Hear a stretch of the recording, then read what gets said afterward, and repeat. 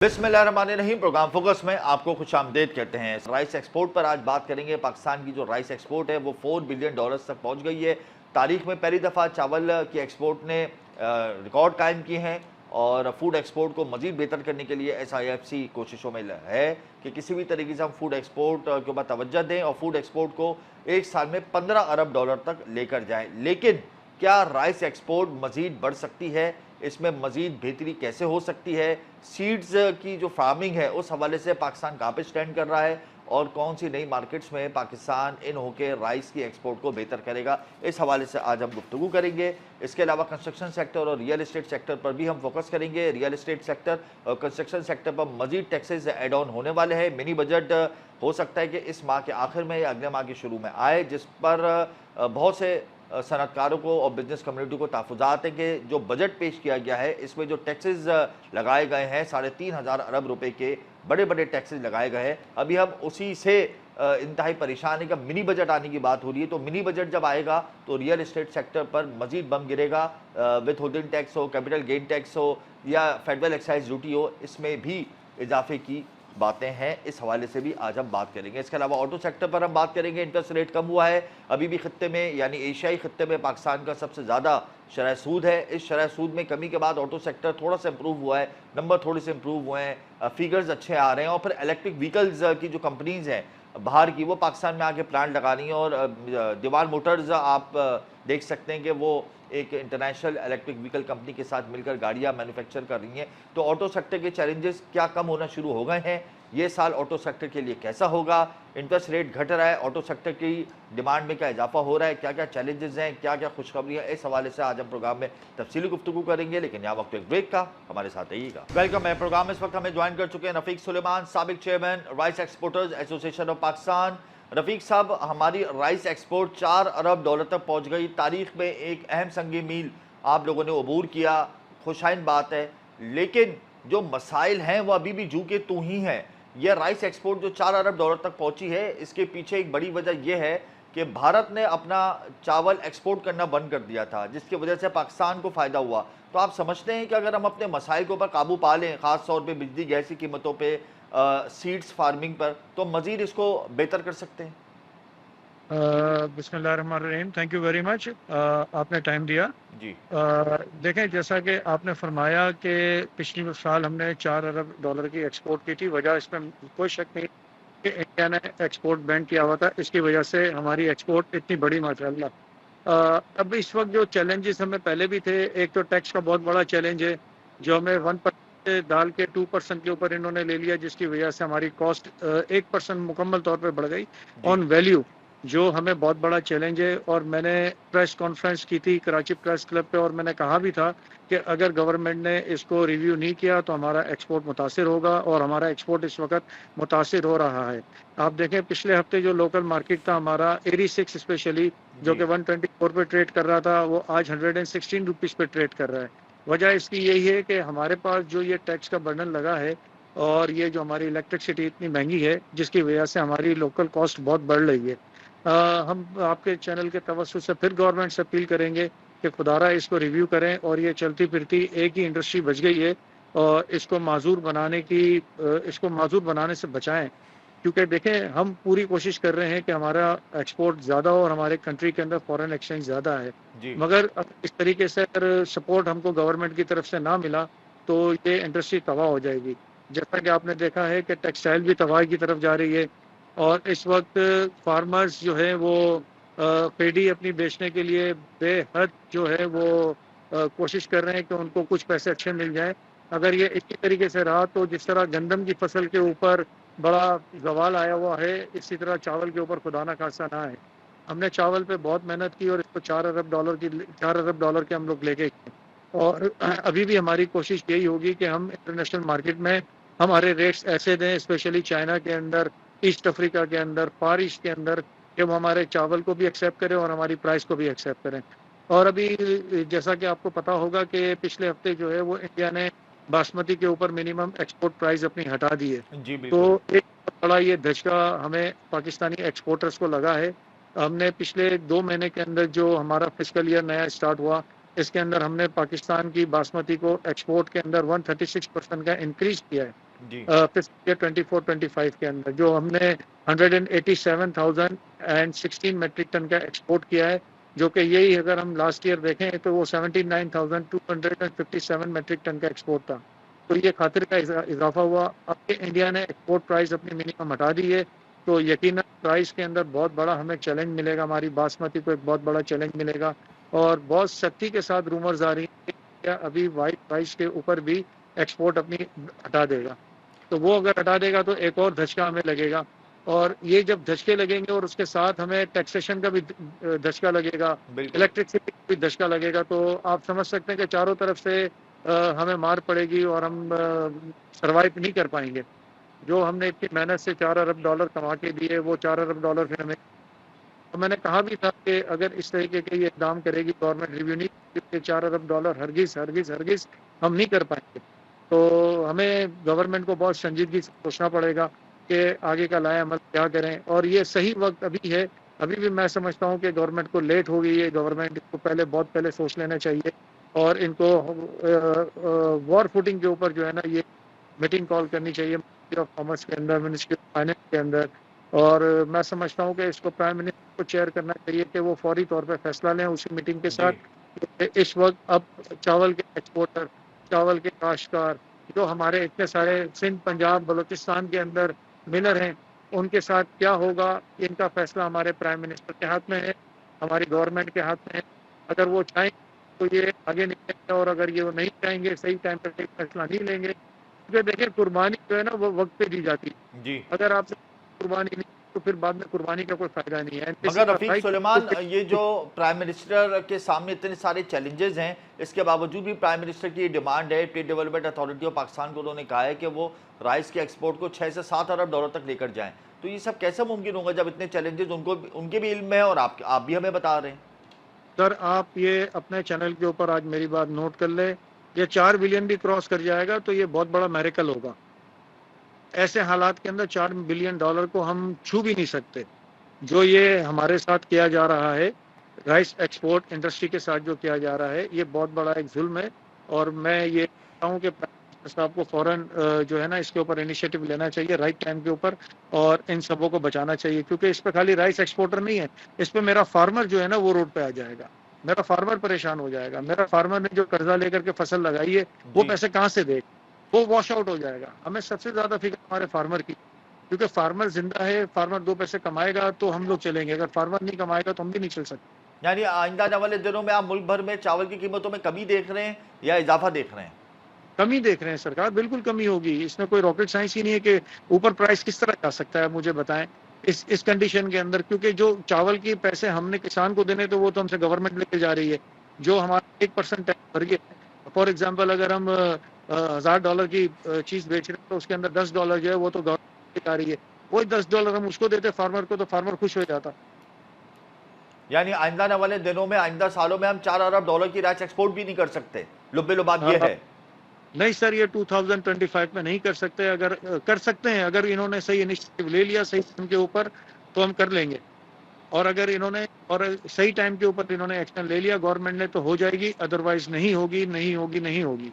बहुत शुक्रिया रफीक सुलेमान, आप जब तक कीमती वक्त दिया। राइस एक्सपोर्टर्स भी इंतहाई परेशान हो गए हैं, जाहिर सी बात है, टैरिफ के मसाइल अपनी जगह, उसके अलावा फिर इंटरनेशनल मार्केट के अंदर जो भारतीय चावल का मार्केट में आना है वो भी एक बड़ा मसला है, फिर नॉर्मल टैक्स रिजीम में इनको शिफ्ट कर दिया गया, ये भी एक बड़ा मसला है। तो गवर्नमेंट की पॉलिसीज़ अगर बेहतर नहीं होंगी तो राइस एक्सपोर्टर्स ने साफ साफ बता दिया है, जैसे कि आपने रफीक सुलेमान का स्टेटमेंट सुना, कि $4 अरब भी अब हम दोबारा अचीव नहीं कर सकेंगे। अगर हुकूमत इनिशिएटिव ले लेती है, पॉलिसीज़ बेहतर कर लेती है, रिलीफ दे देती है, तो यकीनन ये राइस एक्सपोर्ट $6 अरब, $5 अरब तक हो सकती है। वैसे टीडैप के जो CEO हैं ज़ुबैर मोतीवाला, उनका ये कहना था प्रेस कॉन्फ्रेंस में कि वज़ीर-ए-आज़म ने ये टास्क दिया है कि फूड एक्सपोर्ट को $15 अरब तक लेके जाना है, $8 अरब से उठा के $15 अरब तक लेके जाना है। लेकिन ये उसी वक्त मुमकिन होगा जब गवर्नमेंट पॉलिसी बनाए, और अफसोस इस बात का है कि हम लोग पॉलिसी पर इतना एहसास नहीं करते। या वक्त एक ब्रेक, हमारे साथ है। वेलकम है प्रोग्राम। इस वक्त हमें ज्वाइन कर चुके हैं मशहूद अली खान, साबिक chairman Pakistan auto manufacturers association. बहुत शुक्रिया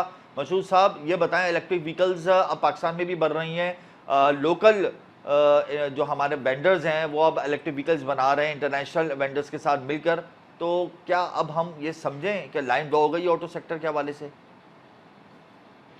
जी, अस्सलाम वालेकुम। देखें, इलेक्ट्रिकल व्हीकल्स यस पाकिस्तान में आ रहे हैं लोग और इंटरेस्ट शो कर रहे हैं, डिफरेंट सेगमेंट्स में कर रहे हैं। उसमें टू व्हीलर्स भी है, आपकी बस भी है और कार इंडस्ट्रीज भी है। मगर अभी इनके मसाइल जो हैं वो उनका हल होना ज़रूरी है।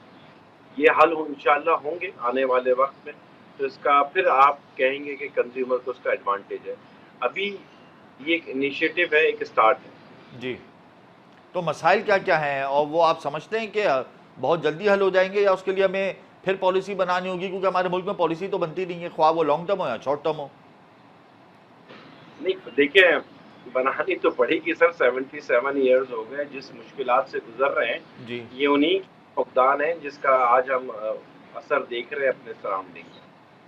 देखिए, एक तो आपको ये क्लियरिटी होनी चाहिए जब हम बात करते हैं इलेक्ट्रिकल व्हीकल्स में, तो bus transport, public transport is very जी, इंपॉर्टेंट। और मेरे हिसाब से तो ये 5 साल पहले इनिशिएटिव ले जाना चाहिए था, जब हर प्रोविंस अपनी पब्लिक ट्रांसपोर्ट सिस्टम डेवलप कर रहा था।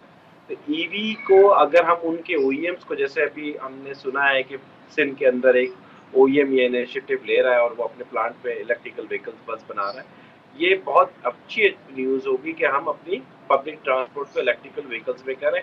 उसका इंफ्रास्ट्रक्चर डेवलपमेंट करना और उसकी रोड इंफ्रास्ट्रक्चर डेवलपमेंट करना एज कम्पेयर टू आपकी कार और मोटरसाइकिल के मवाजने में इजी वे होगा। तो हमें ये पहले कर लेना चाहिए।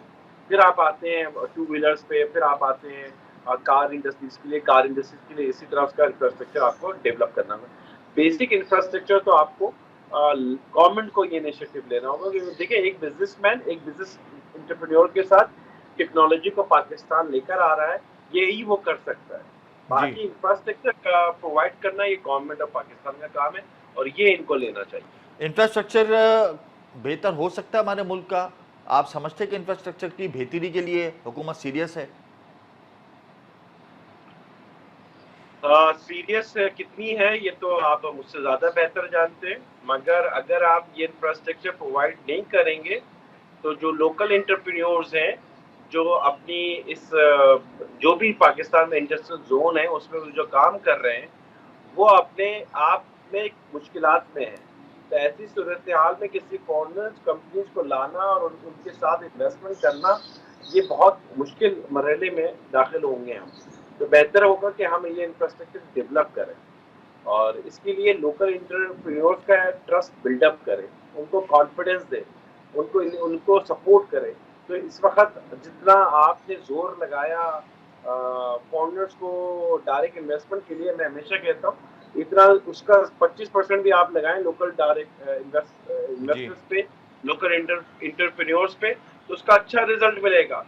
तो जो ट्रस्ट गैप है ना, उसको खत्म करें। उसके लिए इंफ्रास्ट्रक्चर को डेवलप करना, लोकल एंटरप्रेन्योर्स को कॉन्फिडेंस देना, उनको सपोर्ट करना, ये मैं समझता हूँ ये उनका काम है गवर्नमेंट ऑफ पाकिस्तान का कि ये करें। अच्छा, मशहूर साहब ये बताएं कि मुसलसल हम देख रहे हैं कि शरह सूद में कमी हो रही है, लेकिन अभी भी एशियाई खत्ते में इंटरेस्ट रेट पाकिस्तान का सबसे ज़्यादा है, तो शरह सूद में कमी के बावजूद भी एफडीआई हमारे मुल्क में नहीं आ रही।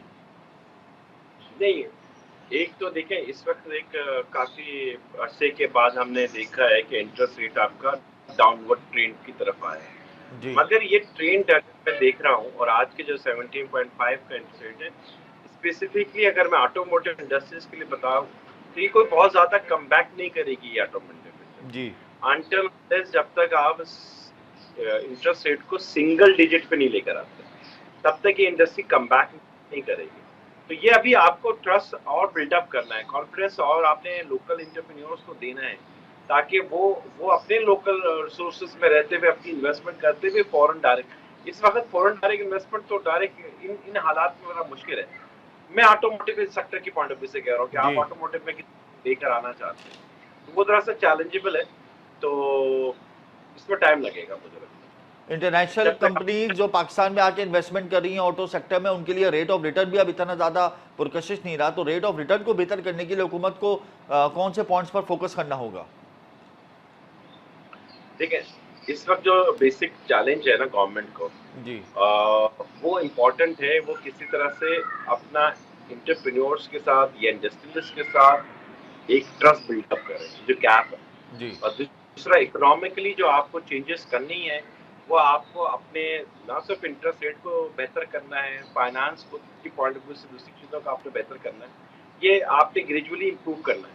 तो फॉरेन डायरेक्ट इन्वेस्टमेंट जो यहाँ पे इन्वेस्ट करेगा उसको ईजी कॉन्फिडेंस दे कि वो जो प्रॉफिट अर्न करेगा या जो उसकी प्रॉफिट्स होंगे वो इजीली पाकिस्तान से वापस ले जा सके। ये जो बीच में आपने एक 2-2.5 साल में देखा था, वो जो स्टेप्स उठाए गए थे उससे मिसट्रस्ट होता है, जिसके फॉरेन डायरेक्ट इन्वेस्टमेंट आते हुए चाहती है कि हम इन्वेस्टमेंट तो पाकिस्तान से कर लें, मगर जब हम पर लेने का टाइम आता है तो उस वक्त हमें चैलेंजेस होती हैं गवर्नमेंट से। ये छोटा सा नाजुक मरहला है, इस पे आपको थोड़ा सा और कॉन्फिडेंस बिल्डअप करना पड़ेगा ताकि लोकल एंटरप्रेन्योर्स को भी और फॉरेन डायरेक्ट इन्वेस्टमेंट जो पाकिस्तान आना चाह रहे हैं उसको ये कॉन्फिडेंस हो कि वो जहाँ ये इन्वेस्टमेंट करेगा यहाँ से वापस ले जाना उसके लिए आसान होगा। ऑटो एक्सपोर्ट के हवाले से इंजीनियरिंग डेवलपमेंट बोर्ड के किरदार पर आप क्या कहेंगे? उन्होंने एक स्टेप उठाया है जिसमें आपने देखा कि ओईएम्स के साथ उन्होंने ऑन बोर्ड किया है कि वो एक्सपोर्ट के लिए अपनी पॉलिसीज के बेसिस पे अपना प्लान बनाएं, रिवाइज करें, और वो ये काम कर रही है। गवर्नमेंट अपना जो रोल प्ले कर सकती है एज इंजीनियरिंग डेवलपमेंट बोर्ड वो पुश भी कर रही है, ओईएम्स को ऑन बोर्ड भी ले रही है कि आप अपनी स्ट्रैटेजीज बनाएं, अपनी मदर कंपनीज के साथ अप्रूवल लें और इस रोड मैप पे आप 2%, 5%, 7% की जो स्ट्रैटेजिकली मूव है वो आप अपनी सेल का एक्सपोर्ट करें, आइदर टीबीयू या आइदर अपने पार्ट्स पाकिस्तान से एक्सपोर्ट करें। तो इस डायरेक्शन से अगर गवर्नमेंट करती रहेगी तो ओईएम्स उनको इस पॉलिसी के तहत एक्सपोर्ट करते हुए दिखाई देंगे। मशहूर साहब, आखिर में ये बताते हैं कि बजट आने की बातें हो रही हैं, इतने ज़्यादा टैक्सेस का बोझ लाद दिया गया है मुख्तलिफ सेक्टर्स पर, परफॉर्मेंस डिस्टर्ब हो रही है, तो अगर मिनी बजट आता है और मजीद टैक्सेस एड ऑन होते हैं तो ऑटो सेक्टर को आप कहाँ देख रहे हैं? नहीं, ऑटो सेक्टर तो अपनी वर्स्ट कंडीशन में है हुजूर आला, मैं आपसे 12 कह चुका हूँ। 2 साल से आप देख रहे हैं कि इंडस्ट्री डिक्लाइन पोजीशन में पहुंची हुई है। ऐसी सूरत में ये मुश्किल वक्त से गुजर रही है। अब आप कहते हैं कि बजट मिनी बजट की बातें हो रही हैं, मैं ये कह रहा हूँ बार बार कि जो ट्रस्ट डेफिसिट वो हमारा बढ़ता जा रहा है गवर्नमेंट टू इंडस्ट्री जी। इस ट्रस्ट में अगर आप मिनी बजट की बात करेंगे और without consensus with the federation और चैम्बर्स और ट्रेड बॉडीज के साथ और बिजनेस कम्युनिटी के साथ मिले बगैर, तो ये बहुत तकलीफ दे होगा। इसका नुकसान पाकिस्तान की इकोनॉमी को होगा। हमें ऑन बोर्ड लेना चाहिए, हमें यह आइडेंटिफाई करनी चाहिए कि इंडस्ट्री अपनी प्रोडक्शन को कैसे एनहांस करके आपको रेवेन्यू जनरेट कर सकती है।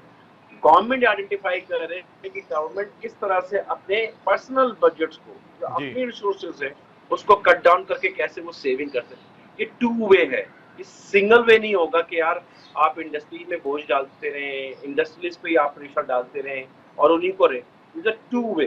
तो मिनी बजट को लाने से पहले गवर्नमेंट को बिजनेस कम्युनिटी के साथ स्ट्रांगली बैठना पड़ेगा और टू वे पे बात करनी होगी कि गवर्नमेंट इन चीजों को रिड्यूस करेगी, इस फैक्टर में अपने एक्सपेंसेस को कट डाउन करेगी और अपने आप को कैसे, देन इंडस्ट्रियलिस्ट और इंडस्ट्री वो प्रपोज करेगी कि मैं अपने वॉल्यूम को इंक्रीज करने के लिए मैं ये स्टेप्स लूंगा और आपको रेवेन्यू जनरेट करके दूंगा। अगर आप ये करेंगे तो जो जनरेशन ऑफ रेवेन्यू हो रही है, स्पेशली मैं ऑटो सेक्टर की बता दूं, पार्ट्स मैन्युफैक्चर के पॉइंट ऑफ व्यू से वो तो चैलेंजिंग में फंसते चले जा रहे हैं, पिसते चले जा रहे हैं। वो तो शायद रहे ना अगर आप इस तरह के इकदाम उठाएंगे। तो स्मॉल एंड मीडियम एंटरप्राइजेस जो ऑटोमोटिव की है वो आपको शायद नजर ना आए। ये बड़ा खौफनाक सूरत हाल है। एसएमईज को पर फोकस करना होगा। बहुत शुक्रिया मशहूर साहब, आपने अपना कीमती वक्त दिया। हुकूमत को चाहिए कि ऑटो एक्सपोर्ट की इंक्रीज के लिए, एसएमईज की बका के लिए, ऑटो लोकलाइजेशन की बेहतरी के लिए, इन तीनों सेक्टर्स को इंप्रूव करने के लिए अलग अलग पॉलिसी बनाए। अगर मिनी बजट आने की बातें हो रही हैं और मिनी बजट आ भी जाता है तो उससे पहले जो स्टेक होल्डर्स हैं उनको बिठाएं, एक चार्टर बनाएं, उसके बाद इम्पोज करें टैक्सेस, ताकि इंडस्ट्रीज का सर्वाइव होना आसान हो। यहाँ वक्त एक ब्रेक का, हमारे साथ ही वेलकम बैक। प्रोग्राम इस वक्त हमें ज्वाइन कर चुके हैं अनीब गौहर, साबिक चेयरमैन आबाद। बहुत शुक्रिया अनीब साहब, आपने अपना कीमती वक्त दिया। रियल एस्टेट सेक्टर और कंस्ट्रक्शन सेक्टर जबू हाली की जानिब गामजा ने क्या कहते हैं इस हवाले से? जी बिस्मिल्लाहिर्रहमानिर्रहीम। जिस तरह आपने खुद फरमाया, बिल्कुल बिल्कुल वजह फरमाया कि कंस्ट्रक्शन इंडस्ट्री बिल्कुल इस टाइम ज़वाल पजीर है। उसकी वजह यही है कि मुल्क के अंदर जो पॉलिटिकल स्टेबिलिटी जो है तो इस वक्त नहीं है जी। और जब तक पॉलिटिकल स्टेबिलिटी नहीं आएगी, मैं समझता हूँ कि ना सिर्फ कंस्ट्रक्शन इंडस्ट्री, बाकी इससे रिलेटेड जो दीगर जो 72 रिलेटेड इंडस्ट्रीज हैं वो भी सबके सब ज़वाल पजीर रहेंगी। तो ये हमारे इक़्तिदार में बैठे हुए लोगों को सोचना होगा कि इस बुरहान से कैसे निकलना है, क्योंकि पॉलिसी साज इदारे उनके पास हैं। तो जब तक इस किस्म की पॉलिसियाँ बनेंगी, लोगों के मसाइल हल होंगे, लोग अपनी बिजली के बुरहानों से और अपने रोज़गार से और अपने घर को चलाने से निकलेंगे, तो मैं समझता हूँ कि कंस्ट्रक्शन इंडस्ट्री की तरफ आएंगे और अपने दुकान, फ्लैट और अपार्टमेंट लेंगे। तो ये मैं समझता हूँ कि गवर्नमेंट का फेलियर है। इस वक्त गवर्नमेंट अपनी फेल हो चुकी है, किसी सूरत कोई इंडस्ट्री नहीं चल रही है और लोगों में बदगमानी जो है तो फैलती जा रही है।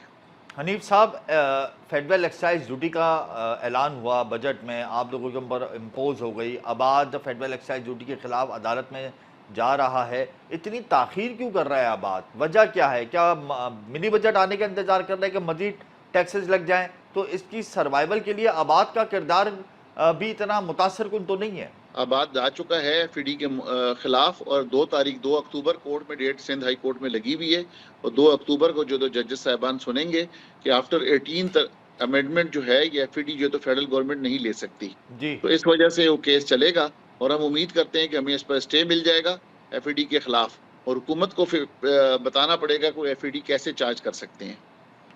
अच्छा, सेमिनी का मामला भी जू का तू ही है, तो एफईडी के साथ साथ क्या सेमिनी का मामला भी आप लोग अदालत में उठाएंगे? सेमिनी का मामला इस वक्त सुप्रीम कोर्ट में चल रहा है और सुप्रीम कोर्ट से जब तक मुकम्मल इसका फैसला नहीं आ जाता तो यकीनन वो भी मैटर जो है तो सब जुडिस है। तो जब तक उसका सुप्रीम कोर्ट से फैसला नहीं आता उस वक्त तक हम आपके साथ कोई मजीद बात इस पर नहीं कर सकते। चेयरमैन आबाद आसिफ समसम हमारे प्रोग्राम में कह के गए हैं कि SIFC से रब्ता हुआ है, SIFC को हमने बताया है रियल एस्टेट और कंस्ट्रक्शन सेक्टर की अहमियत के हवाले से। तो आपको लगता है कि मुस्तक़बिल में SIFC की तरफ से ग्रीन सिग्नल मिलेगा? लातादाद मरतबा कोशिश की गई है SIFC से कि SIFC से बात हो जाए और उनको ये अहमियत का अंदाज़ा हो जाए कि कंस्ट्रक्शन इंडस्ट्री का जो शोबा है वो किसी भी मुल्क के लिए रीढ़ की हड्डी साबित होता है। लेकिन बदकिस्मती से 6 सेक्टर्स तो SIFC ने अपने प्रोग्राम में लिए हैं लेकिन कंस्ट्रक्शन इंडस्ट्री को नेगलेक्ट किया हुआ है। तो जब तक कंस्ट्रक्शन इंडस्ट्री को अपना पाकिस्तान की बेहतरी के लिए SIFC उसमें नहीं लेगी तो मैं नहीं समझता कि ये मुल्क बहरान से निकलेगा। SIFC अगर कंस्ट्रक्शन इंडस्ट्री की तरफ तवज्जो देगी तो ये 72 इंडस्ट्रियां चलेंगी तो ये मुल्क इस बहरान से निकल सकेगा। हनीफ साहब, आपको लगता है कि मिनी बजट आ जाएगा और अगर आएगा मिनी बजट तो उसमें जो मजीद टैक्सेस की भरमार होगी उसका सारा जो फोकस है वो रियल एस्टेट और कंस्ट्रक्शन सेक्टर है, तो उसके बाद फिर आप रियल एस्टेट सेक्टर को कहाँ देखते हैं? अब आप ये देखें कि जो अगर मिनी बजट आता है तो जो पहले इस बजट में जितने टैक्सेस लगाए गए हैं तो वो भी लोग अफोर्ड नहीं कर पा रहे और ना कंस्ट्रक्शन इंडस्ट्री अफोर्ड कर पा रही है। इस वक्त जो है तो कोई भी नए प्रोजेक्ट आपको नज़र नहीं आ रहे। पहले आप ये देखें कि आपकी मीडिया पे रोज़ाना 8 से 10 प्रोजेक्ट रोज़ाना नए इनके इश्तारात आते थे, लेकिन आजकल कोई इश्तारात नहीं आ रहे। उसकी वजह यही है कि कोई नया प्रोजेक्ट नहीं आ रहा और ये पूरी की पूरी ज़वाल पज़ीर है ये कंस्ट्रक्शन इंडस्ट्री और जब तक इसकी तरफ तवज्जो नहीं दी गई तो मैं नहीं समझता कि ये इस बहरान से निकल सके। एक अंदाजे के मुताबिक कितने प्रोजेक्ट्स हैं मुल्क भर के जो बंद हो गए हैं जिनको आप लोगों ने फिलहाल रोक दिया है जिसकी वजह से लोगों को भी मुश्किलात का सामना है? मैं समझता हूँ कि हज़ारों में ये प्रोजेक्ट्स अभी इस वक्त हैं क्योंकि लोगों के पास जो है तो सकत नहीं है कि वो हमें अपनी इंस्टॉलमेंट दे सकें। लोगों ने बुकिंग तो करा ली है लेकिन उनके पास इंस्टॉलमेंट देने की सकत नहीं रही कि हमें वक्त पर वो पैसे दे सकें। जब लोग हमें वक्त पर पैसे नहीं दे सकते तो यकीनन वो हम भी कंस्ट्रक्शन इंडस्ट्री में उन्हें वक्त पर जब मुकम्मल नहीं करेंगे तो लोगों को डिलीवर नहीं कर पाते तो वो प्रोजेक्ट जो है तो किसी वजह से रुक जाता है और वो फिर कुछ अंदाज़ा नहीं है कि जब तक मुल्क के हालात बेहतर नहीं होते वो प्रोजेक्ट मुकम्मल हो सके। आपके पास क्या इत्तलात है? क्या FBR गवर्नमेंट वैल्यू को रिवाइज कर रहा है, क्या बढ़ा रहा है? आप ये देखें कि FBR ने पहले भी वैल्यू को बहुत ज़्यादा बढ़ा लिया, पहले भी मार्केट वैल्यू के ऊपर लेकर आया। मैं तो समझता हूँ कि अब अगर FBR ये कोशिश करेगा तो उसको जो पहले की बढ़ाई हुई वैल्यूज़ हैं तो आजकल तो प्रॉपर्टी का बहुत बुरा हाल है तो उसको अपनी FBR की वैल्यूज़ को मजीद कम करना पड़ेगा। साल 2024 रियल एस्टेट सेक्टर के लिए बेहतर होगा, कुछ इम्प्रूवमेंट आएगी या आप समझते हैं कि 2-3 साल तक खामोशी रहेगी सेक्टर में? 2024 तो तकरीबन गुजर गया, 2 महीने रह गए, 2-3 महीने रह गए।